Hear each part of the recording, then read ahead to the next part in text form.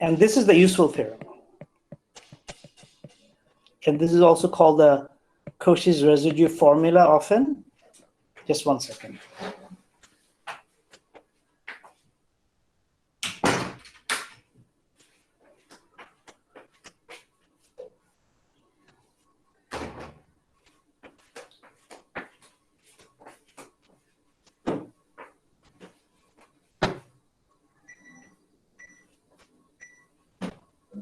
Okay, so what is Cauchy's residue theorem? So now let f of z be holomorphic in some region bounded by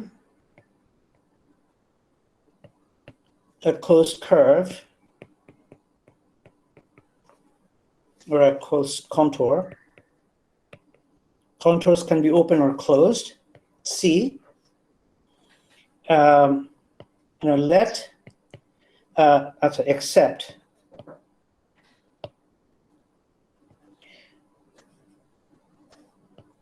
accept at a finite number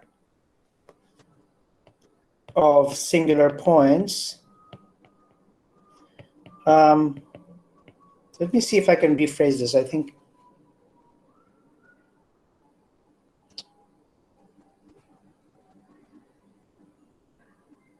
okay, yeah, you know what I mean. Singular points which are given by z1, z2, ... zk. Okay, so then Cauchy's residue theorem tells us that the contour integral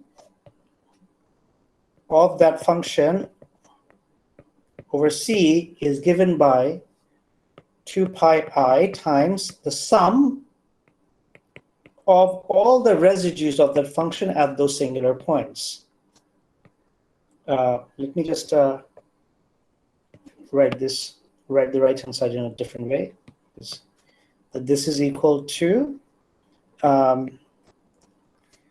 2 pi I times n goes to 1 to k times the residue of f of z at z equals to zk. Okay.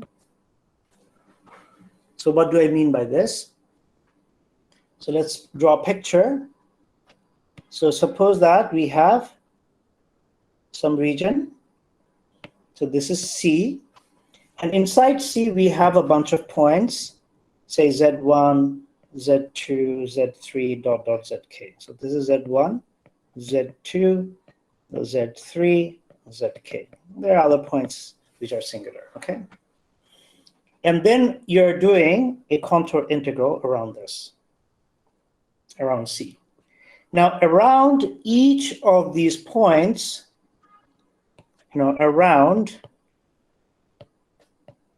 each zk, there exists a Laurent series expansion of f of z, right? So f of z will have some series expansion where it'll have some a term which will have the -1 term, and this is the kth singularity. So this is the expansion of f of z around k. So this is z minus zk. So each of these are the residue of that function around that point. So then Cauchy's integral theorem is saying that the contour integral of this function around that C is going to be given by 2 pi I times the sum of all these residues. Okay, so how do we prove this? It's very easy to prove. We start with a similar contour. Let me bring this down. Okay. Similar contour, but not exactly. So what we do is that we draw a contour which is essentially does not include any singularity. Okay, so sorry. Yeah. So I'm just going to deform and draw a contour, which goes like this. But here there's a straight part and there's a little circular part, and it goes up like this. Okay. And then it comes down here and it goes up, does a loopy loop, and goes around like this. And then here it goes up, goes down, does a loopy loop, and goes up like this. Okay. And let me call this contour C prime. Okay. So are you convinced that this contour doesn't have any singularities? It also does this for these guys. Okay. Convinced. Okay. Anyone else? So basically, we've fenced out all the singular points. That's right. Yeah. Yeah. It's just like, if you have a bacteria here, and you have a Pac-Man trying to eat it, is the Pac-Man inside the bacteria or outside? It's outside. Yeah, that's all I'm doing. So, but here the Pac-Man and the bacteria is inside, right? So what I'm doing is I'm just like, okay, I'm just making a contour such that it does this, but these are very close to each other. Okay. Farhan, does that explain? Yes, sir. Okay. Okay. So now, so if I now do the contour integral over this new contour C prime f of z, then by Cauchy's integral theorem, it's 0, right?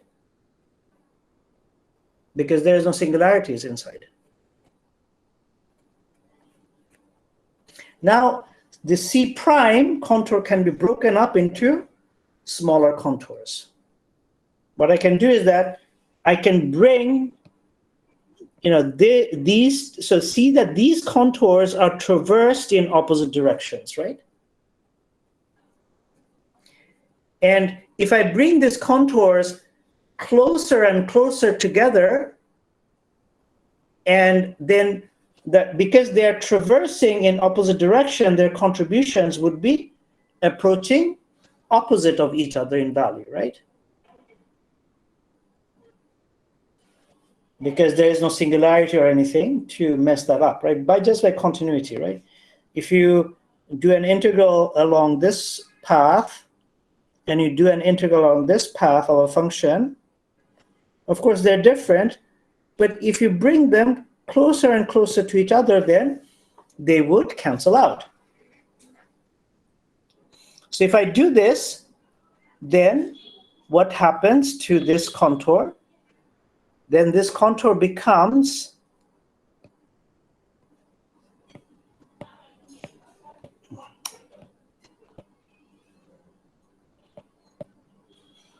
okay. Oh, I know what I have to do.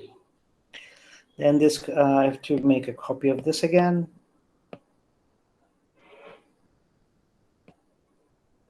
Copy, go down, paste it. Then what will happen is we will get this contour.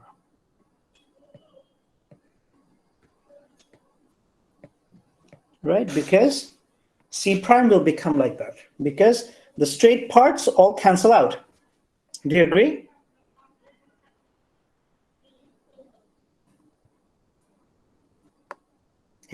I mean, because I'm bringing them close to each other. So, this guy is going this way, this guy is going this way. So they cancel out as we bring them close to each other. Are we actually allowing them to merge or just? Yeah, we are allowing them to merge. Because there's no problem, because there is no singularity on those line segments, right? Oh, So they're yeah. essentially becoming the same integral with the sign flipped. Okay, so this integral in that limit, it becomes this thing. Okay, so it's basically the same integral. We can do these deformations easily by using continuity. Are you convinced of this, that this is equal to this?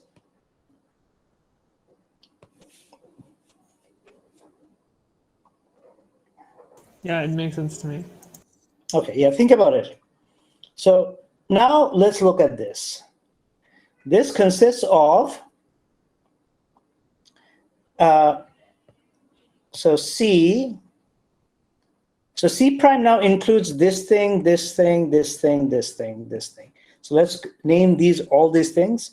So the C prime consists of C, the big one, and then union of C1, and then C2, union ... CK, where this is C1, this is C2, this is C3, this is CK. Except that you see that this guy, C is going in the counterclockwise direction, but CK is going in the clockwise direction, right? So let me call them C1 bar, C2 bar, C3 bar, CK bar. Okay, just to denote the fact that they're going in the opposite sense. Okay? So now what I have to do is that I C prime f of z, d of z equals to 0.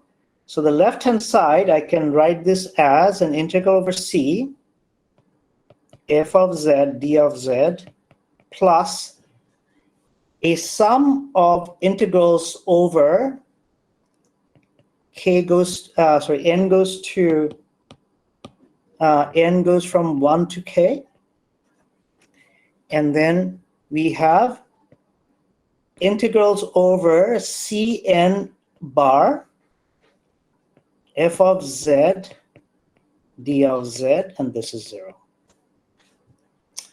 But then what we can say is that, okay, we can just change the orientation of all those smaller curves, and if I do that, then I get a minus sign. So now the integrals are not over C bar, but Cn. Okay, Cn go in the counterclockwise direction. And then I can do C, d of f of x, dz, and take everything on the right-hand side. Then we have n goes to 1 to k, integral over Cn, f of z, d of z. Now, each of these things we can expand as a Laurent series around their singular point. And by using the lemma, we can see that each of these will contribute a factor of 2 pi I and the coefficient of 1 over z. See that, we are, for each of these, we are going to have this thing. This integral is nothing but the integral that we did in the lemma, right? The lemma tells us that only 1 over z contributes. Only 1 over z contributes. So all the other terms in my Laurent series expansion are going to, all these terms and all these terms are going to drop out. So for each of these expansions, so each of these terms are going to have a different expansion. But for each of these expansion, we are going to get the residue for the different Laurent series, right? At the right-hand side, we can write this as 2 pi I times sum over n goes to 1 to k, the residue of the function f of z at z equals to zn. And therefore, we have proved Cauchy's residue theorem. Okay, so now so what this means is that if I know these a minus 1 coefficients for a function around each singular point, then I can do any integral of that function over any curve that includes those points. Okay, this is a very powerful theorem which allows us to do a lot of fancy integrals using complex analysis, which we shall see in the next lecture. Okay. Do the integrals have to be over closed curves or even open curves? Well, the integral that we will do will be on open curves, but we will use closed curves in a very judicious way, such that part of the curve will go to 0 with the, and so the contribution will only come from, you will see, yeah, it's a lot of fun. It's a little bit too much fun. It's not exactly sure if it's that useful. It is actually very useful, yeah, but it's very beautiful. I have another question. A few lines ago, you wrote that the equation was equal to 0. Yeah. I'm not getting exactly how you wrote that. This one? Yeah. Yeah. So do you agree that this is 0? Yes. And do you agree that this is the contribution of this is equal to this? Oh, I see. Yeah. So it's the same thing. Okay. It just maybe evolved. Maybe I should have used a different value, different symbol for C prime. Let's use, say, C double prime here. Okay. C double prime. C double prime is the limit of C prime when the line segments all go to 0.